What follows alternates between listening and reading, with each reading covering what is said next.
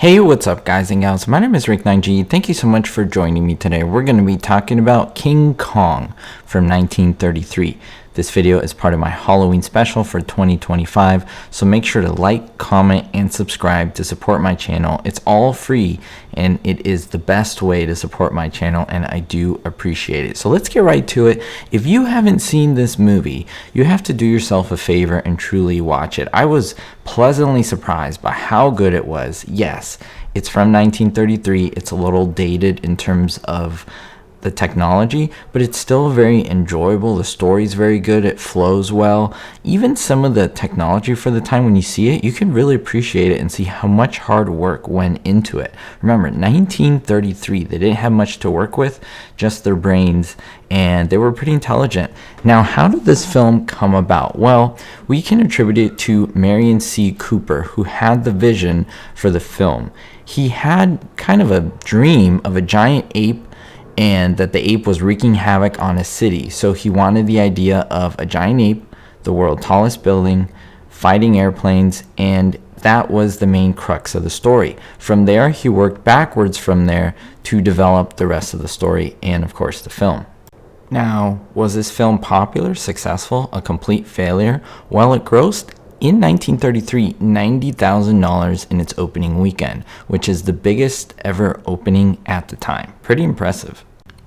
After filming the entire movie, Fay Wray, who was the main actress of this film, she spent a whole day in the sound studio recording a series of screams that she dubbed her aria of the agonies. The reason for this is because they wanted her screams to be perfect for the scenes that had been filmed, and so they kept doing it until the screams were perfect to add into the scenes and dubbing them in.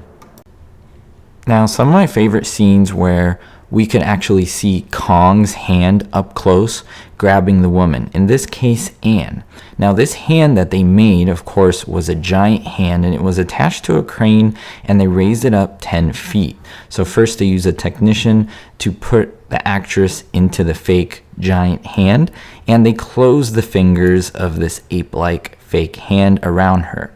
Now, the hand was then lifted up 10 feet for filming, and so the actress would later say that her terror was real in those scenes because she was hoisted high above, being held by this essentially fake gorilla hand, which is pretty terrifying if you think about it. The more she struggled, the looser the hand's grip became, and when she thought she was about to fall, she had to signal the director, Cooper, to stop filming. If you've watched this film and have enjoyed it, you'll pay attention to King Kong, especially in the stop animation scenes. When you see Kong moving around, it's a small miniature figure, which I'll talk about in a little bit. But if you notice, if you look closely, I'll kind of point it out to you, his fur seems to be moving constantly. Even if the monster isn't moving or turning, there are these little movements in the fur. These little movements came as a result of when the animators had to grab the figure to move it. Because it was stop animation, you move it just a little bit, the figure, little tiny movements, you take a picture essentially, you make more little movements, take another picture, and you do this constantly.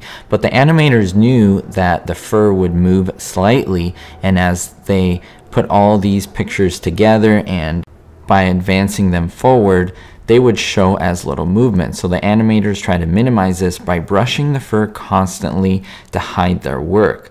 But you could still see small imperfections in the finished film. And while you may think this is a blooper or a mistake, no, a lot of filmmakers who've used this same technique about stop animation, they admire this small flaw that you can see because it shows that the work was done by skilled artists using their hands, no CGI, no crazy effects, just pure work. And it actually took them a long time to film these scenes with the stop animation.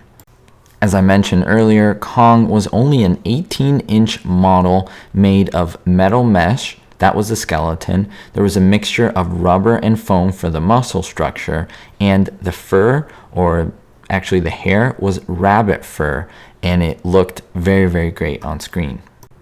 Now, this 18-inch model was built, and the first animation models were using skeletons, metal skeletons that is, and metal joints. And this caused, of course, jerky movements, but this one was built with wood and I guess you can say a little more advanced materials, the materials I discussed earlier, which created a more smooth and kind of greater illusion that it was real. They accomplished this by, of course, using rubber muscles that actually expanded and contracted as they were moved by the animators, and the creature was then covered with rubber, latex skin, and rabbit fur.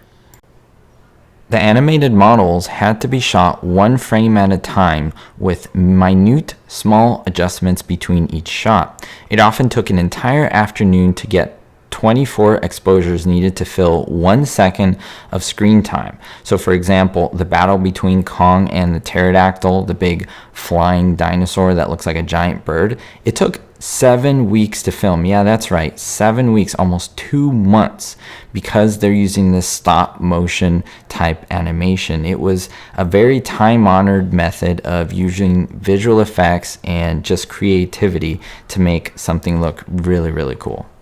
When RKO Pictures was making this film, they were in a lot of trouble financially, but because this film was such a success, it essentially saved the entire RKO Pictures from going into bankruptcy. A little bit more about Kong. If you ever hear his roar, how was that made? I mean, they didn't have any computer, sound that they could make, some synthetic sounds. Well, they actually used a lion's roar and a tiger's roar, and they combined them. Then they slowed it down just a little bit, and they run it backwards. And that's how we get the roar of Kong. A lot of the remakes of King Kong, they try to come up with popular names. We have the newer Kong movie that recently came out in 2017, Kong Skull Island and so forth. But King Kong kind of almost never happened. It's due all to executive producer David O. Selznick, who left RKO midway through the production of King Kong.